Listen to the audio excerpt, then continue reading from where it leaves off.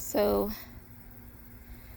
it is the middle of summer, absolutely the hottest point. And I just wanted to show you something real quick. So I'm not sure if you can see the flea beetles. There's one right there. But you can see that the plants are just kind of peppered with the destruction of the flea beetle. But what I wanted to show you, what's really important is that these plants they're covered in them, and it's a good thing. Okay, so these plants just have so many flea beetles on them.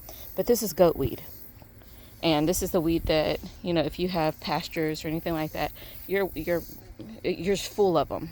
Okay, now if you leave a couple of plants close by your tomatoes and the what are they called, the eggplants, then you won't have any flea beetle damage. So if you look at my eggplant leaves, I'm not sure if you can see them, the sun is so bright,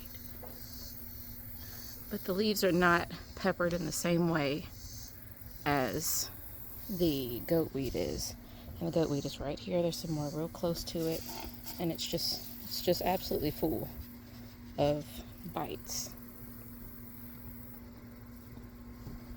So that's one way that you can protect your plants, is if you see any of the goatweed around, just leave a couple plants around your tomatoes and your eggplants so that you don't have to deal with flea beetle, because the flea beetles definitely prefer the goatweed.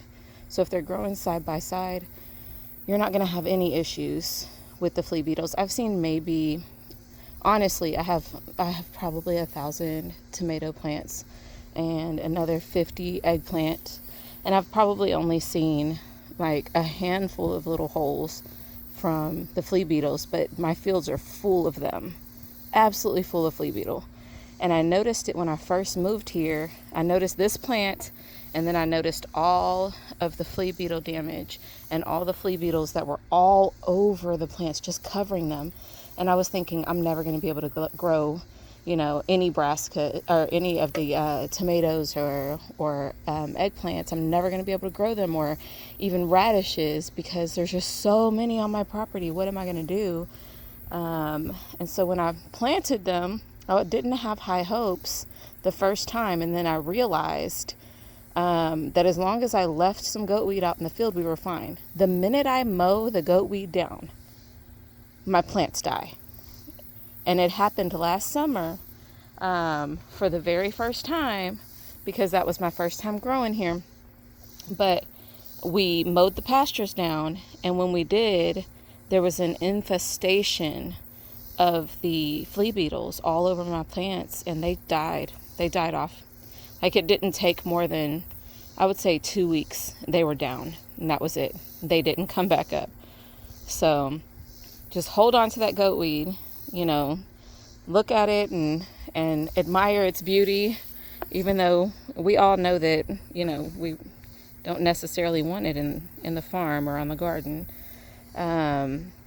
So I don't know, just enjoy it while it's here. One thing I can say is that my quail absolutely love the seeds of the goatweed. They enjoy it. So, we released a few into a secluded area with goatweed in it. I haven't had to feed them at all in the fall when they release their seed. They also find all kinds of stuff regardless, lots of tiny seeds. But yeah, find a use for this goatweed, because trust me, it is your friend if you have flea beetles.